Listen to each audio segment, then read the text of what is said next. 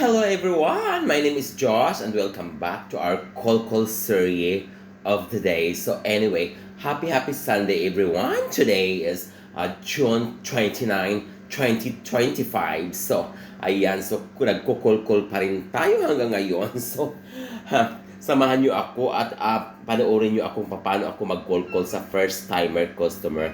He's from Saudi Arabia, Riyadh. So, ayan. So, ang natatakot daw siya mga ka-OFW na magpalinis ng kuko kasi daw baka daw masugatan daw. Kaya sabi na, sway, habibi. Sway.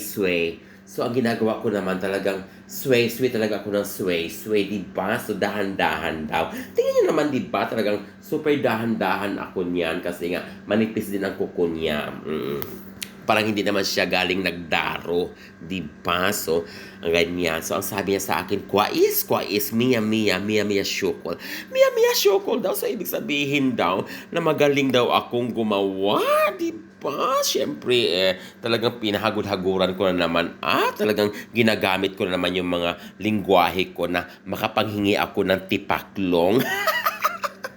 Diba? Siyempre, kahit paano nagbigay naman siya ng 1 dinar. Diba? So, ganyan lang talaga mga ka-OFW, no? So, sinasabi ko naman sa inyo, kung mga babae pang gagawin namin, so, napakamasiran talaga. Ito mga lalaki, so, hindi na kailangan maglagay ka pa ng cutics, maglagay ka pa ng mga shine dyan.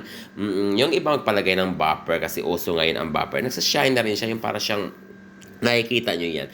One day magmamanicure ako, tapos i-video ko sa inyo kung paano ang manicure dito. So, simple lang, pero ang importante, simple but malinis, di ba?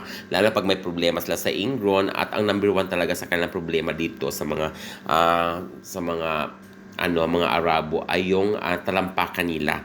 Yung mga kalyos nila, yun ang marami sa kanila. Lalo na sa ibang taga-kabilang ibayo, no? Marami talaga silang kalyos.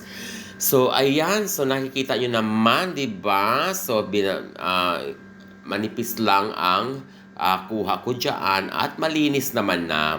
Wala namang ingrown ng ating client ngayon kasi nga, first time nga daw niyang manicure. So, baka naman next time, pagbalik niya, magkakaroon na siya ng ingrown dahil sa ginagawa ko.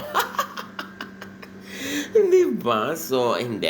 Joke lang. Pero talagang manipis lang yung kuko niya. So, anyway, shout out muna ako sa aking mga kagurang dyan, and especially sa lahat ng mga OFW sa buong mundo. Thank you so much for the support. And of course, to all my subscribers, to all my followers in Facebook. Thank you. And that's it for today's vlog. God bless everyone. See you. Thank you. Bye-bye.